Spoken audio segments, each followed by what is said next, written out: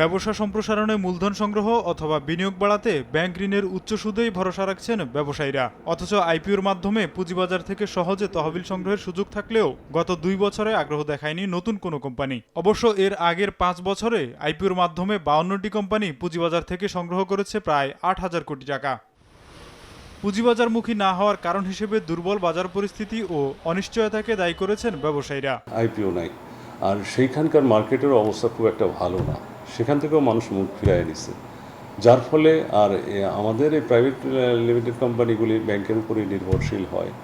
অসহনীয় bank interest, যেটা single ডিজিটে ছিল এখন 14-15, কেউ এখন তো ওভার ডিউ হয়ে গেলে সেটা আবার 18% পর্যন্ত চলে যায়, বিভিন্ন চার্জ আছে। পুঁজিবাজারে আস্থা ফেরাতে Bangladesh securities and exchange commission task force গঠনের মাধ্যমে আইপিও বিধিমালা সহ বিভিন্ন আইনি সংস্কার করেও মেলেনি কাঙ্ক্ষিত সুফল। কিন্তু কোম্পানিগুলো কেন পুঁজিবাজার বিমুখ তার উত্তর জানে না খোদ নিয়ন্ত্রক সংস্থা।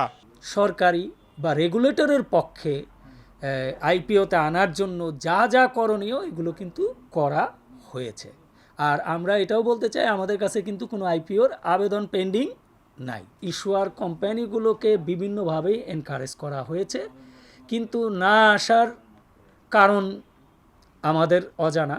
পুঁজিবাজারে আইপিও না আসলেও ব্যাংক ঋণের মাধ্যমে শিল্প খাতে অর্থায়ন বাড়ছে। 2024 সালের মার্চ থেকে 25 সালের সেপ্টেম্বর পর্যন্ত 1.5 বছরে শিল্প খাতে ব্যাংক ঋণ বেড়েছে 7.5 লাখ কোটি টাকার বেশি। তোফাজ্জল হোসাইন, সময় সংবাদ, ঢাকা।